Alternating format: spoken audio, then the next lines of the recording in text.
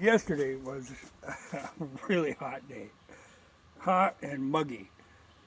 But I got all of the hay cut down, or, the majority of what I needed to get done. And it doesn't really hurt it if it gets rained on, and when it's still green, so I'll be able to bale it the next day or two. But that weather like that, you just know something's going to come out of that. And last night, or late afternoon, just before evening, all of a sudden, it was like 90 degrees, and all of a sudden the temperature just dropped. And I looked on the radar, and here there was a storm front coming down from like Hudson Bay, and it was shaped just like a fist. There was a whole series of little storms, and then there was one tab off to the side. They come down, and it just kind of, so we had wind and rain and everything last night. Like I say, I was looking around this morning now, and really no damage done.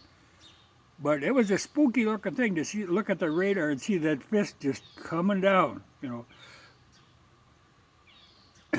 Well, about 5 o'clock this morning, I hear this ungodly racket, and I can't figure it. Wakes me up, and I can't figure out what it is. So I pull on my boots and grab the gun, and I go outside, and I'm standing there trying to figure out what the hell that is.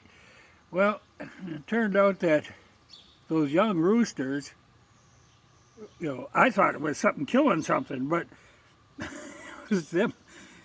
One of them young roosters had kind of figured out how to crow, but it was a horrible racket he was making. It wasn't really a crow. It sounded like something was dying in terrible agony. Anyway, I felt a little foolish, standing there in my underwear with a gun in my hand when I figured out that, it's a damn rooster. And now all morning they have been, they're all enthused about this whole crowing thing now, so them roosters have been carrying on.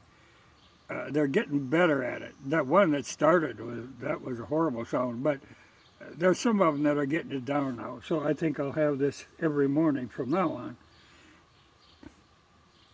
But anyway, I went out in the garden this morning, looking to see what the damage was, and everything was fine, and I did notice that I've got some corn that's ready to start eating, so I thought, okay, I'll go at that. And I had a nice cucumber. They're, going to be a rush of them, so I thought, okay, I'll start on the cucumbers.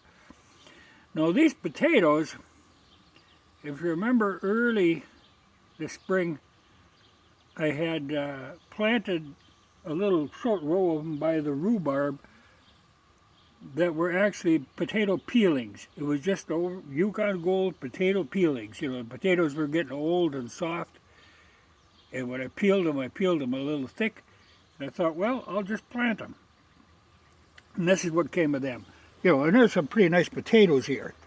That's a nice size. And I wanted to dig that area up because I got some multiplier onions that are going to go in there.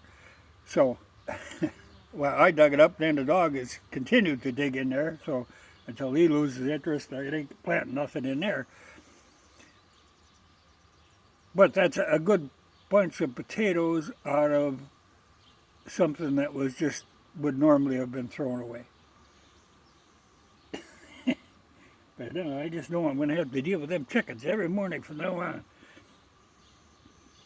But like I said, they've been practicing, and they are getting better. It sounded more like a crow than that outrageously tormented racket this morning. It's good to have, haven't heard a chicken crow up here for a long time. Good to have that again. If they get it.